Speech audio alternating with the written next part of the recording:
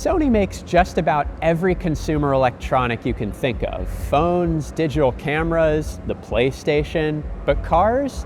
Not yet. But that could be changing. This is the Afeela. It's a joint venture by Sony and Honda under the moniker Sony-Honda Mobility. Will they succeed? Let's have a look. Sony and Honda unveiled this concept at CES earlier this year, and apparently they're serious. They're targeting production with first orders next year and deliveries starting in early 2026. It's a pretty bold step forward in software-defined vehicles by a couple companies that definitely know what they're doing. Sony gets to leverage Honda's experience making cars, while Honda gets to lean on Sony's experience making software and consumer electronics. It's always tough to jump into a business that you haven't been in before, but I think Sony is being pretty ambitious here with some of the things that they're trying. In addition to this Afeela sedan, they're planning an Afeela SUV and a smaller Model 2 for the future. This one will have at least 400 horsepower, a 91 kilowatt hour battery, so it should have decent range and 150 kilowatt fast charging. They're planning on air suspension for extra comfort too.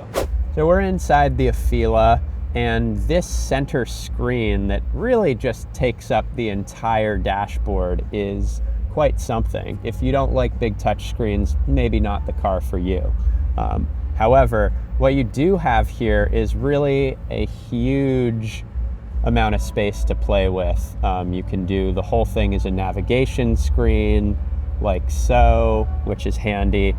You can split the screen into two things, so you can have your music up, you can keep your navigation on the left-hand side and delegate DJ responsibilities to your co-pilot. You can really do a lot of things here. So you've got remote gaming that connects to your console at home. They didn't tell us the range of that, so I'm not sure whether it's a driveway situation or whether you could use this only while the vehicle's parked.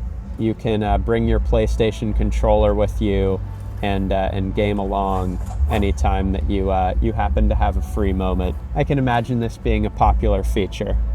And just like with anything, if your passenger's the one playing, you can put it over there. You can have it in the driver's seat, assuming that you're parked. Sony at its best. They're also really into the themes here. There's a Fortnite theme, just fun ways that also change up the mood lighting. They change up what displays on the screen in the front and sort of the vibe of your interior here, and I'm sure there'll be more eventually. All right, we're in the back seat of the Afeela, which is really where you want to be. I mean, back here you can play all the video games and watch all the movies from the Sony library.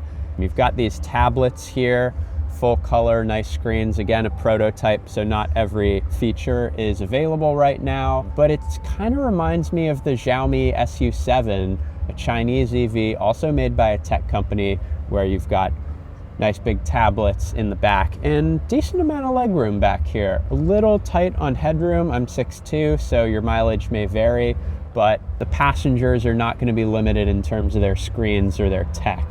Sony brought us the Walkman and the PlayStation, two groundbreaking tech products that defined their respective categories. Could it do the same thing with in-car tech? There are still going to be some challenges though. Will Americans be into this?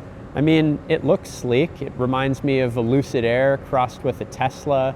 It's certainly a good-looking car, and two of Japan's heavyweight companies have put their engineering might behind this thing. But the car business is notoriously tough, so they'll need every advantage they can get here.